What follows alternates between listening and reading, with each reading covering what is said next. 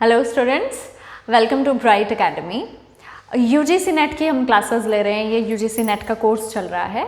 तो अगर आपने अभी ज्वाइन किया है या यही फर्स्ट वीडियो है जो आप अभी देख रहे हैं, तो इससे पहले की वीडियोस आप हमारे लिंक पे या ब्राइट एकेडमी के लिंक पे और साइट्स पे चेक कर सकते हैं। यूट्यूब पे हमारे जो चैनल है ट्रिपल ब्राइट एकेडमी के नेम से, वहाँ पर जाकर आपको ये डिस्प्ले हो जाएंगी। ओके स्टूडेंट्स, हम लास्ट 2 लेक्चर्स कर चुके थे। ये 2 लेक्चर्स थे, that was the introduction about the computers. अगर हम एग्ज़ाम्स के पॉइंट ऑफ व्यू से देख रहे हैं तो इन दोनों में से हमारे पास काफ़ी सारे टाइप्स या काफ़ी सारे क्वेश्चंस आने के चांसेस रहे हैं, जिनको एग्जाम्पल्स के साथ काफ़ी जगह पर मैंने डिफाइन करने की कोशिश की है। जैसा कि मैंने आपको बताया, हम थ्योरी पहले कवर करेंगे एंड आफ्टर दीज थ्योरी हम इसके बाद हमारे एमसीक्यूज़ और उनके पैटर्न्स को भी एक बार ज़रूर चेक करेंगे, और अगर हमारा कोई प्रीवियस ईयर एग्ज़ाम है तो हम उसे भी डिस्कस करेंगे। लेकिन अभी फ़िलहाल हम पहले सिर्फ थ्योरेटिकल पोर्शन कवर कर रहे हैं। इससे पहले जो हमारा टॉपिक हो चुके हैं that was the introduction of the computer, the name, the first ever जो इंट्रोडक्शंस ऐसी रही जो सबसे पहले इंट्रोड्यूस किए गए कंप्यूटर्स थे, एंड उनमें उनके टाइप्स। ये हमारे पास 2 चीज़ हुई, types of computer and the history of the computers. ये हमारे पास 2 टॉपिक्स हो चुके हैं, 2 लेक्चर्स। इसके बाद अब मैं स्टार्ट कर रही हूँ हमारे नेक्स्ट टॉपिक के साथ। This is the components of the computer. अब इसके लिए सबसे पहली चीज़ मैं थोड़ा सा रिवाइज़ करवाऊंगी आपको कि अगर हम आज के टाइम पे देखें तो हम कंप्यूटर की एक डेफिनेशन से डिफाइन करते हैं, computer is an electronic device. तो अभी हम इसी के अगले टाइप की बात करते हैं, यानी कि अगर हम हमारे टाइप कंपोनेंट्स के बारे में बात करें तो हम हमारी कैटेगरी के बारे में पढ़ेंगे। तो हमारी कैटेगरी, सबसे पहले तो हमारी कैटेगरी है इलेक्ट्रॉनिक कंप्यूटर्स की, एंड इलेक्ट्रॉनिक के अंडर भी अगर हम देखते हैं तो हमारे पास 4 टाइप्स डिफाइन होती हैं, that is super, mainframe, mini and micro. ये 4 टाइप्स हमारे पास डिफाइन होती हैं of electronic computers. Okay students, अगर मैं बात करूँ ये चारों टाइप्स की, तो all these are the electronic devices, यानी इलेक्ट्रॉनिक कंप्यूटर्स के फॉर्म में डिफाइन हो जाते हैं।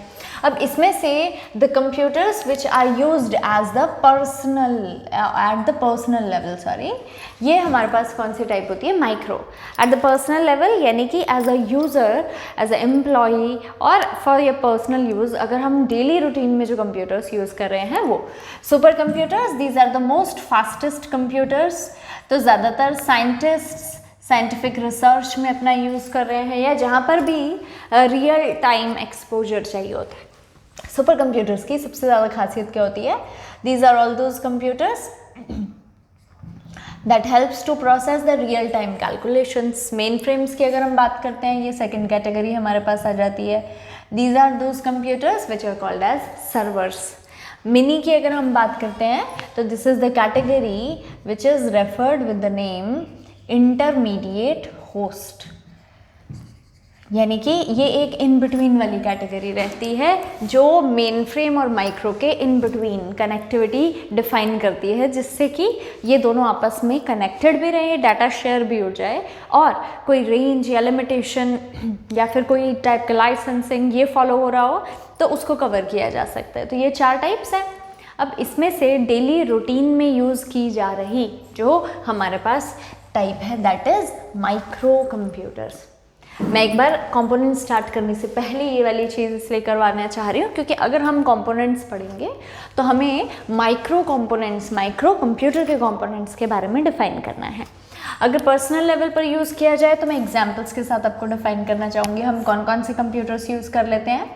तो पर्सनल लेवल, या फिर अगर पर्सनल एक्सेस ना यूज़ करें तो माइक्रो को एक और चीज़ के साथ डिफाइन कर सकते हैं, all the computers having single user access. ये वाली जो कैटेगरी आ रही है, यानी कि एक सिस्टम पर एक ही यूज़र को एक्सेस करने मिलेगा, तो इस कैटेगरी को हम डिफाइन कर देते हैं एज अ माइक्रो कंप्यूटर। तो ये हिसाब से सिंगल यूज़र या फिर सिंगल यूज़र आईडी भी कह सकते हैं, यानी हर एक सिस्टम पे एक यूनिक आइडेंटिफिकेशन हो।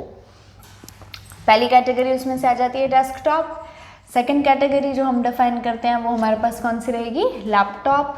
थर्ड कैटेगरी हमारे पास आ जाती है, वो आ जाती है इसके अलावा, जैसे कि हम टैबलेट्स यूज़ कर लेते हैं, टैब्स, है ना।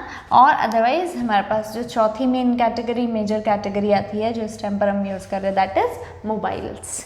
तो these are the 4 names of the micro or any type of computer electronic that is used as a personal or professional level but under the micro single user ID containment के साथ ये चीज़ define कर रहे हैं, है ना।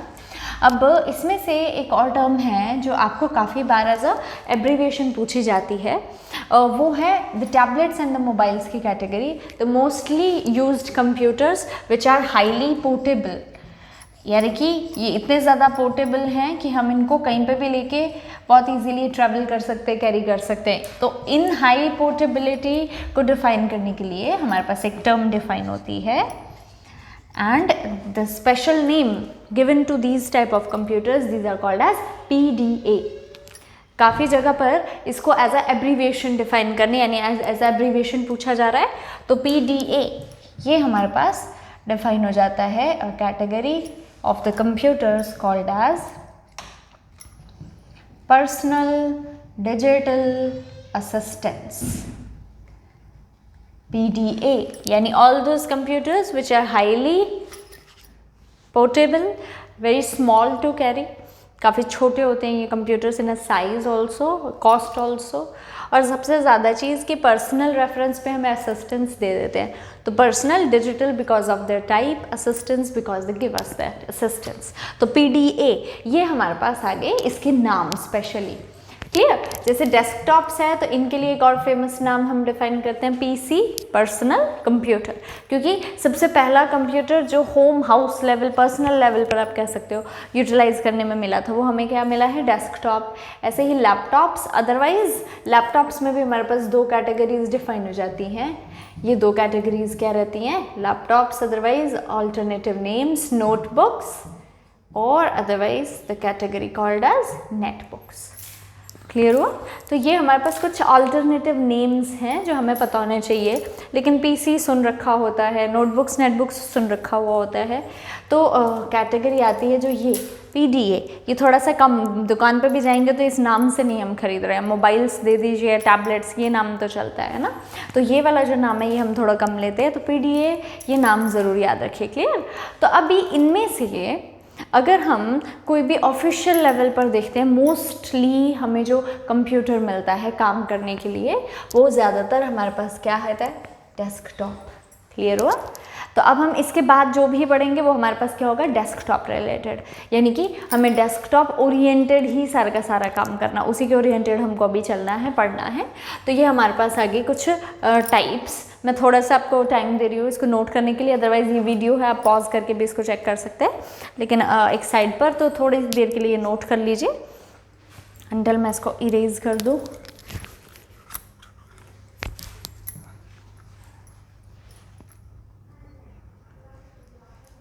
अब next देखिए स्टूडेंट्स, अब इसके बाद हम हमारे पास आ रहे हैं कंपोनेंट्स के ऊपर, यानी कि अगर हम देखते हैं हमारे पास ये डेस्कटॉप है। अब आपने इसके बाद हर बार यही इमेजिन करना है कंप्यूटर जो हमारे दिमाग में एक इमेज बनेगी, that is a easy portable device, that is a desktop.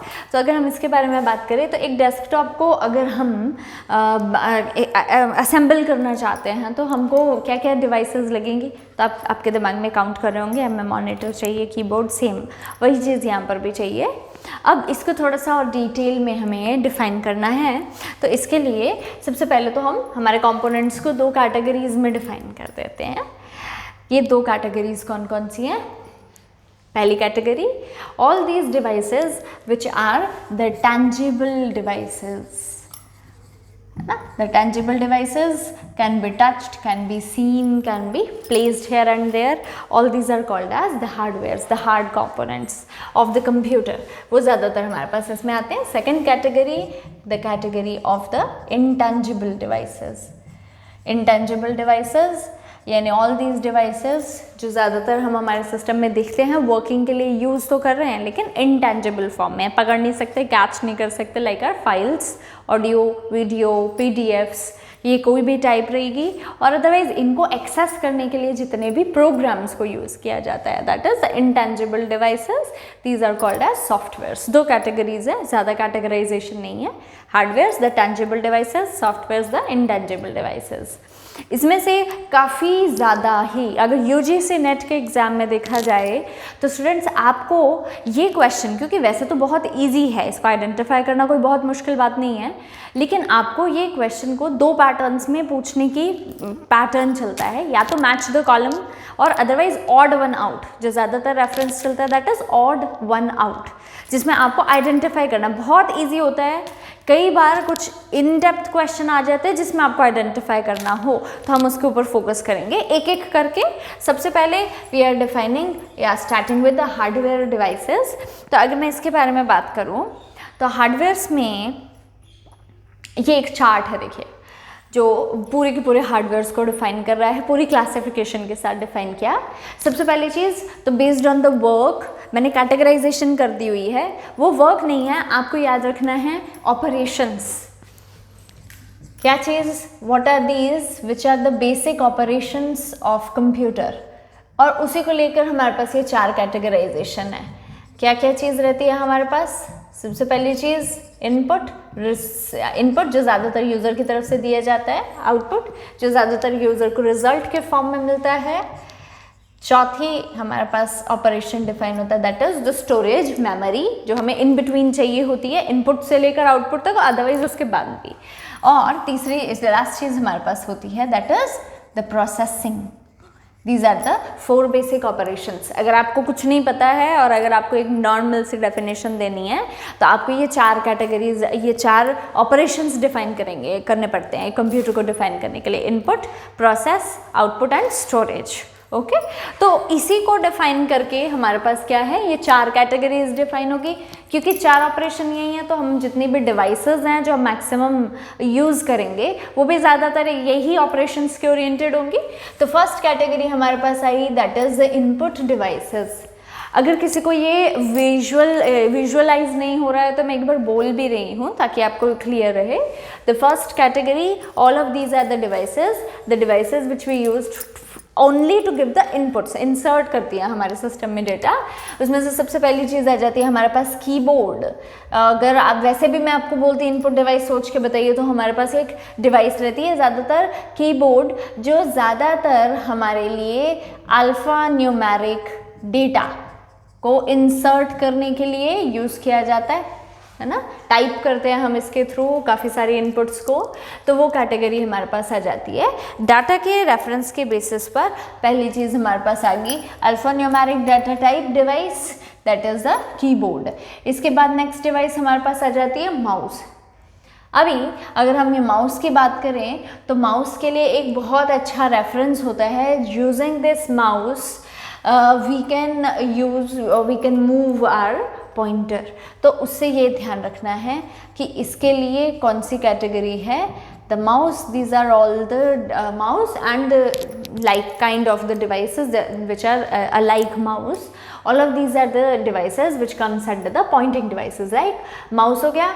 अभी सपोज हमारे पास माउस नहीं है या माउस के ऑल्टरनेटिव हम कितनी डिवाइसेस को यूज़ कर सकते हैं। अच्छा, सबसे पहली चीज़ तो माउस का क्या काम रहता है, माउस का काम क्या होता है, to point out the screen, to click whenever the requirement और अदरवाइज टू ड्रैग।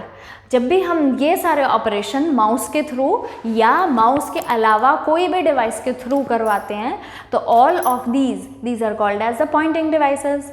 अब अगर माउस नहीं है तो इसके अलावा हम और कौन कौन से ऑप्शंस यूज़ कर सकते हैं, लाइट पेन, जैसे कि अभी मेरे हाथ में है भी एक टाइप ऑफ लाइट पेन, और otherwise this is called as a stylus, यानी कि a device which look like a pen and used to write on the electronic screen, जैसे मैं टच स्क्रीन के ऊपर यूज़ कर रही हूँ इनको, है ना।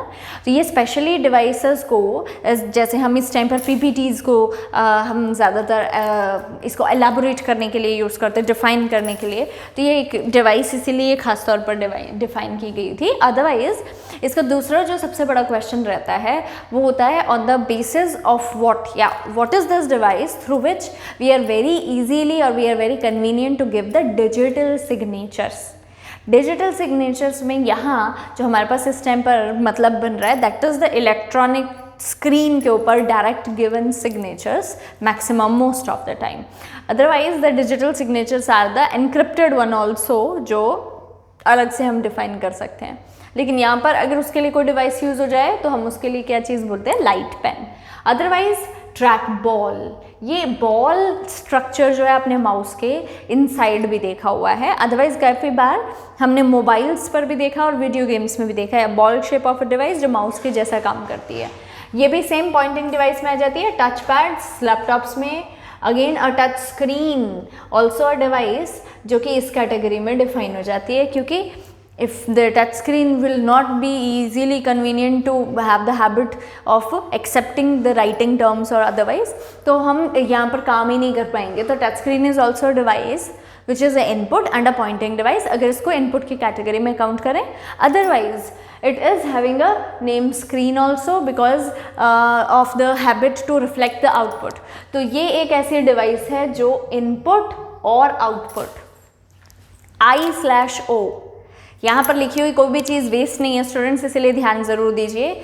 एक बार का क्वेश्चन सिर्फ यही होता है, what is this, the abbreviation that we used in the computer, I/O stands for.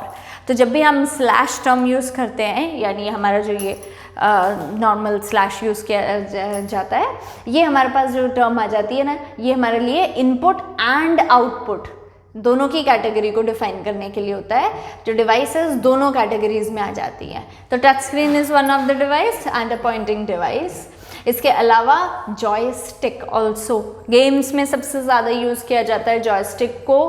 और अगर मैं लास्ट के कुछ सालों के एग्ज़ाम्स देखूं तो और उसमें ये कैलकुलेट किया जाए कि इनपुट डिवाइसेस के ऊपर कोई क्वेश्चन जो सबसे ज़्यादा पूछा गया है या जो आंसर सबसे ज़्यादा पूछा जा रहा है वो है about joystick. What is this device that is very convenient in the games to reflect mostly हमारी पोजीशनिंग फॉर स्टाइलस और positioning for any type of games. जैसे हम आजकल वर्चुअल रियलिटी के फॉर्म में अगर हम देखते हैं तो उसमें हमें सबसे ज़्यादा कन्वीनियंट क्या है, जॉयस्टिक, ये डिफाइन करने मिलती है। क्लियर? तो all of these are the devices which are input as well as Poynting.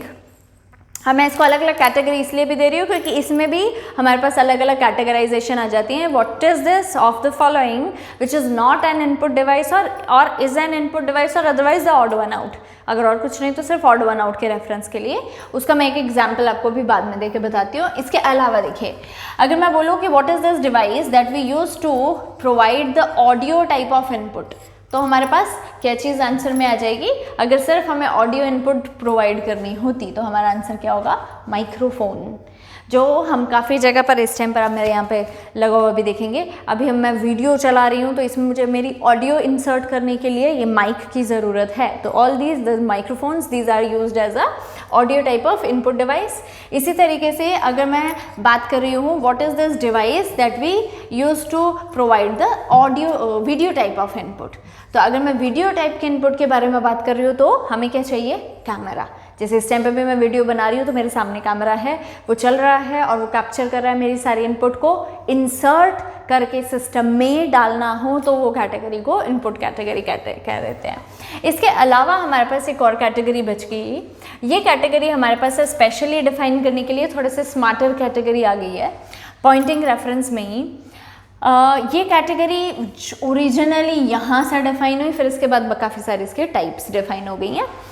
सबसे पहली चीज़, अगर मैं आपसे इस तरीके से क्वेश्चन पूछ रही हूँ, a device that is helpful to convert, क्या चीज़, अगर मैं कोई हार्ड कॉपी को कन्वर्ट करना चाह रही हूँ एक सॉफ्ट कॉपी में।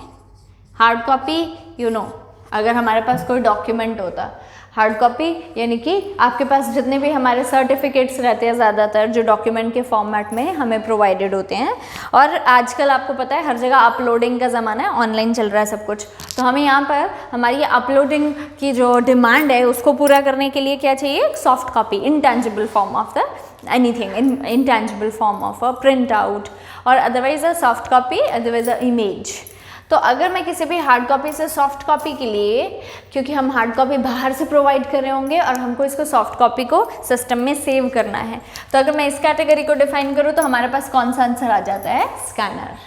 अब वेरी सिंपल डिवाइस जो सभी ने देखी होगी, आई गेस, मुझे बताने की ज़रूरत नहीं है स्कैनर्स क्या होते हैं, लेकिन सभी को पता है। किस कैटेगरी की डिवाइस होती है? इनपुट डिवाइस होती है, क्योंकि हमेशा स्कैन इन होता है। तो हमेशा ध्यान रखना है स्टूडेंट्स, प्रिंटर और स्कैनर अलग होता है और फोटोस्टेट मशीन दोनों का कॉम्बिनेशन होता है, तो ये कभी चीज़ें मिक्स नहीं होनी चाहिए। Scanner is only a device जो स्कैन करके सिर्फ सिस्टम में कन्वर्ट करती है उसको सॉफ्ट कॉपी में, तो ये इनपुट डिवाइस में आ जाता है। ये काफ़ी बार गलती लगती है काफ़ी स्टूडेंट्स को। इस क्लास में ये बहुत छोटी छोटी बातें हैं, बहुत ज़ोर दे के बोला जाता है, क्योंकि काफ़ी स्टूडेंट्स हैं ऑफ द यूजीसी नेट के एग्ज़ाम्स को अपीयर करने वाले जो बिल्कुल भी कंप्यूटर बैकग्राउंड के नहीं हैं, तो हम उनके लिए भी यही चीज़ प्रोवाइड कर रहे हैं। तो हम बिल्कुल बेसिक करवा रहे हैं जिससे सबको समझ आ जाए। अगर आप ऑलरेडी ये जानते हैं तो आप स्किप भी कर सकते हैं लेक्चर्स को और डायरेक्टली क्वेश्चंस के ऊपर भी जा सकते हैं। अदरवाइज़ ये चीज़ सभी के सपोर्ट को, सभी को ध्यान में रख के बनाई जा रही है। क्लियर? तो अब ना क्या है कि हम हार्ड कॉपी की बात कर रहे थे, जो सॉफ्ट कॉपी में कन्वर्टिंग डिवाइस थी वो थी स्कैनर। दूसरी चीज़ अगर मैं बोलूँ कि अगर हम स्कैनर की टाइप को डिफाइन करें, यानी स्कैनर की डाटा टाइप की कैटेगरी की बात करें कि किस टाइप का डाटा है जो स्कैनर स्कैन कर सकता है, तो आप सोच रहे होंगे क्या एक फ़ोटो स्कैन करवा सकते हैं? हम आपने करवाया होगा काफ़ी time on a document when there is a passport size photograph, जैसे हमारा 10th सर्टिफिकेट होता है। अगर हम उस पर देखें तो हमारे पास एक फ़ोटोग्राफ है, वो भी स्कैन होती है। हमारे पास हमारे नेम्स वगैरह होते हैं, रोल नंबर होते हैं, तो अगर ये नंबर हैं ये तो भी स्कैन हो रहे हैं, अगर ये अल्फ़ाबेट्स हैं ये तो भी स्कैन हो रहे हैं। तो generally scanner is a photo खींचने वाली डिवाइस जो एक तरीके से एक फ़ोटो ही खींच रही है और उसको डायरेक्टली सॉफ्ट कॉपी में कन्वर्ट कर रही है। लेकिन अगर आपको एक स्पेशल टाइप डिफाइन कर दें, जैसे कि अगर आपसे ये पूछा जाए the special category of a scanner which are only designed to scan the numbers, अगर आपको सिर्फ इतना ही डिटेल दे रहे हैं बट फोकस करके बोला जा रहा है कि एक ऐसा स्कैनर जो सिर्फ और सिर्फ नंबर्स ही स्कैन करने के लिए बना हो, और ऐसे ही काफ़ी सारी और टाइप की स्कैनिंग्स जो आजकल बहुत चल रही हैं, तो इनके बिहाफ पर थोड़ी सी और टाइप्स बन गई हैं। क्लासिफिकेशन भी क्या कह रहे हैं हम, इन स्कैनर्स के आगे ही फर्दर कुछ और नाम लेकर आ गए, टाइप्स लेकर आ गए। वो टाइप्स हमारे पास कौन कौन सी हैं? ये कुछ नाम: OCR, BCR, OMR, MICR and the myometrics, है ना। ये हमारे पास कुछ ऐसे डिवाइसेस रही हैं जो इसी से ही बनी हुई कुछ डिवाइसेस हैं, काफ़ी कॉमनली हैं यूज़ में, कुछ तो आप काफ़ी कॉमनली देखते हैं इनको, ठीक है। अब जहाँ पर भी अगर मैं आपको कोई एब्रीविएशन के बारे में बताऊँगी तो इसका सबसे पहला तो क्वेश्चन है कि इसकी फुल फॉर्म, और काफ़ी बार होता है हमें 4 या 5 क्वेश्चन आने हैं, तो उसमें से कंप्यूटर सेक्शन में एक क्वेश्चन जो हो वो आपको एब्रीविएशन का मिल जाए, मोस्टली ऐसा रहेगा। और उसमें से भी अगर हम ये एब्रीविएशंस की बात करें तो काफ़ी आसान है अगर एक बार समझ लें तो ये कुछ नाम हमारे पास आए। All of these are the scanners की टाइप, लाइक OCR अगर मैं इसके बारे में बात करूं तो ये हमारे पास एक सिंपल नेम के साथ डिफाइन किया गया scanner OCR। This is called as optical character recognition, a simple device that is generally used to design to scan only the characters, जैसे कि डॉक्यूमेंट्स के ऊपर ही ज़्यादातर, जहाँ पर हमें सिर्फ हमारा नेम ही स्कैन करवाना होता। अगर हम आज के टाइम पर बोलें तो हमारे पास ज़्यादातर जो ऐप्स हैं जो स्कैनिंग के लिए, लाइक कैम स्कैनर अगर आप यूज़ कर रहे हैं तो आपको वहाँ पर ऑप्शन मिल रहा होगा, आपको नीचे एक ऑप्शन आ जाता है। अदरवाइज आजकल कैमराज में ही जो हमारे मोबाइल में है उन्हीं में ही एक नीचे ऑप्शन होता है, that is to convert this scanning into a OCR। तो what is this? A simple type of a scanner जो कैरेक्टर्स को फोकस करेगा, तो वहाँ से ये नाम आ गया। BCRs काफ़ियों ने सुना होगा, बारकोड रीडर, स्पेशली स्कैनर जो आपने शॉपिंग मॉल्स में देखा होगा, कुछ इस टाइप का कोड होता है, उसे स्कैन करने के लिए डिफाइन हो गया। तो वर्टिकल बार्स, इसके लिए इसका नाम जो है वो बारकोड से टर्म डिफाइन हुई, बारकोड स्कैनर। OMR ये भी बहुत ज़्यादा फेमस नाम है, this is called as optical mark reader. ज़्यादातर अकेडमिक्स में हमने देखा है OMR शीट्स को स्कैन करने के लिए स्पेशली डिज़ाइन स्कैनर, और इसकी प्रॉपर्टी क्या है कि it will focus only the round shapes, circles, या जो हम OMR शीट्स पे हमारे आंसर स्टिक कर आए थे सर्कुलर फॉर्म, ओवल शेप्स में ज़्यादातर सिर्फ उसी टाइप की शेप को डिफाइन करने के लिए OMR। नेक्स्ट नाम, and this is the most important name जो आपको याद रखना है, बाकी सब मैं नहीं भी बताती तो शायद आपको पता है, लेकिन ये एक नाम है जो काफ़ी ज़्यादा बार पूछा जा चुका है ऑलरेडी, तो इसके लिए ज़रूर ये नाम ज़रूर याद रखें। और ये शायद होता है थोड़ा कम सुना हो, क्योंकि अगर आप एक बैंकिंग स्टूडेंट नहीं हैं, otherwise it is a banking term जो बहुत फेमस है। MICR, ये हमारे पास स्पेशली एक स्कैनर आया है जो मैं थोड़ा सा इरेज कर रही हूँ इनको, ठीक है। MICR, it is the device called as magnetic ink character recognition। ध्यान रखिए ये सारी are the devices which are generally called as reader. अगर रीडर भी है तो भी चलेगा, लेकिन बिकॉज ऑफ द फिनोमिना जहाँ पर भी C कैरेक्टर होगा वहाँ पर अगर आपको ऑप्शन रिकॉग्निशन मिले, रीडर को बाईपास करके पहले इस पर टिक करना है। अगर recognition is not a option तब आप रीडर के ऊपर जा सकते हैं। ये एक स्पेशली डिज़ाइन स्कैनर है जो कि खास तौर पर यूज़ किया जाता है बैंक्स में टू स्कैन द चेक और चेक्स की आइडेंटिफिकेशन को डिफाइन करने के लिए। तो उसके लिए खास तौर पर बनाया गया एक स्कैनर जो कि चेक्स पे भी ज़्यादातर क्या चीज़ स्कैन करता है, MICR कोड, मैग्नेटिक इंक से लिखा गया कोड, जो नॉर्मल इंक से थोड़ा सा अलग, यानी मैग्नेटिक इंक होती है जिसको नॉर्मली नेकेड आई से हम स्कैन नहीं कर सकते हैं। अब यहाँ से क्वेश्चन क्या होता है, ये जो MICR कोड है ये किस टाइप का कोड होता है? इट इज़ अ बार्स का फॉर्म में लिखा गया कोड है, it is a alpha numeric code, a number code, ये क्या है? तो यहाँ पर कैटेगरी क्या याद रखता है? MICR it is a 9 digit code. अगर डिजिट आ रही है तो इसका मतलब ऑब्वियसली क्या चीज़ रहेगी, it is a numeric code only. तो ये सिर्फ और सिर्फ नंबर्स को स्कैन करता है। तो ज़्यादातर ये डायरेक्टली ना पूछा जाता है what is the scanner which is design to only scan the numbers. तो हमारे पास आंसर तब रहता है MICR। अब देखो ये सारे के सारे क्या कर रहे हैं, किसी न किसी कोड को स्कैन कर रहे हैं, यानी कि जो रिटन फॉर्मेट है या हैंड रिटन फॉर्मेट है, अदरवाइज कुछ और। लेकिन जहाँ पर हम हमारी सिक्योरिटी की बात कर रहे हैं, अगर हम इसके बारे में पूछें या हमें इसके बारे में पूछ लिया जाता है कि व्हाट इज़ दिस डिवाइस, जो अगर हम सिक्योरिटी रीजंस की या सेफ्टी रीजंस की वजह से एक ऐसे डिवाइस जिसके थ्रू हम एक यूनिक आइडेंटिफिकेशन कर सकते हैं ऑफ अ पर्सन, यानी कि एग्ज़ाम देने आप गए हैं तो आप ही वही पर्सन है जिसने फॉर्म फिल किया था, कैसे आइडेंटिफाई करें? तो आजकल एक स्पेशल टाइप की अटेंडेंस स्टार्ट हो गई हुई है, आप उस अटेंडेंस से ज़रूर याद रख सकते हैं। What is this? Biometrics, a specially designed scanner that is very famous to accept the biological inputs, यानी a scanner that is only famous या only eligible to scan the biological inputs, यानी कि 0 और 1 या ये वाली कैटेगरी कोई, या नंबर्स या अल्फ़ाबेट्स की कोई कैटेगरी नहीं चलती है। उसके अलावा ये सारी की सारी वो इनपुट्स स्कैन करता है जो ह्यूमन बॉडी ऑर्गन से एब्स्ट्रैक्टेड इनपुट्स होती हैं, दैट इज़ द बायोमेट्रिक, यानी रियल टाइम जो पर्सन के आइडेंटिफिकेशन को डिफाइन कर सके, यानी एक पर्सन दूसरे पर्सन से कितना यूनिक है उसको डिफाइन कर सके। इसके लिए नाम क्या पड़ गया? बायोमेट्रिक। क्लियर हुआ? ये वाली द डिजिटाइजर्स, अदरवाइज डिजिटाइजर्स और अदरवाइज इनपुट्स के लिए हम पैड्स यूज़ करते हैं, जो इनपुट पैड्स रहते हैं ज़्यादातर, या स्क्रीन्स अदरवाइज ऑल्टरनेटिवली, उसके लिए ये टर्म को यूज़ कर लिया हुआ है। एंड द स्टाइलस, ये अगर नहीं भी लिखते हैं तो लाइट पेन और अदरवाइज स्टाइलस, ये की कैटेगरी आ जाती है। तो ये पहली कैटेगरी हमारी डिफाइन हुई, the category of all these जो सिर्फ इनपुट्स के लिए यूज़ हो रही है ना। तो एक कैटेगरी वो ये सेम ऐसे ही देखो, नेक्स्ट कैटेगरी है वो क्या है? प्रोसेसिंग डिवाइसेस, जिसमें हम प्रोसेसिंग कैटेगराइजेशन डिफाइन करते हैं। इसमें हम ज़्यादातर पहला वाला पॉइंट है दैट इज़ प्रोसेसर्स, उसके ऊपर फोकस करेंगे। ROM and RAM, these are generally memories.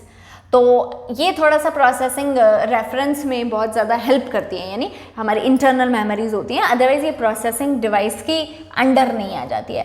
SMPS and motherboard, ये हमारे पास जो हार्डवेयर्स हैं उनको काउंट करके यहाँ पर लिख दिया गया है। आउटपुट डिवाइसेस सेम हमारे पास speakers, monitors, printers and plotters, इनको हमने डिटेल में अभी करना है। सेम ऐसी कैटेगरी क्या है, storage devices, magnetic tapes, disks, optical disks and flash memory. अगर ये हमारे पास 4 कैटेगरीज, यानी अगर ये सारे डिवाइसेस के बारे में बात करें ना, तो इसको होलसम करके हम कहते हैं कि हमारे पास कुछ है कंप्यूटर लायक। डिटेलिंग तो हमने ऑब्वियसली करनी ही है, लेकिन ये हमारे पास कुछ नाम आ जाते हैं। तो पहली चीज़ कि इनकी क्लासिफिकेशन कर लो, कौन कौन सी कैटेगरी में आ जाता है। फिर इसके बाद होता है इसकी डिटेलिंग। जैसे मैंने इनपुट डिवाइसेस के टाइम पर यहाँ पर ही कैटेगराइजेशन मैंने फर्दर नहीं की थी, तो फिर मैंने आपको करके दिखाई है। सेम ऐसे हम आगे भी करेंगे बाकी डिवाइसेस के साथ। ओके तो स्टूडेंट्स, मैं आज अभी ये लेक्चर को यहीं पे पॉज कर रही हूँ। वो ये कि आप थोड़ा सा इसके स्ट्रक्चराइजेशन जो है वो थोड़ा अच्छे से कर लीजिए।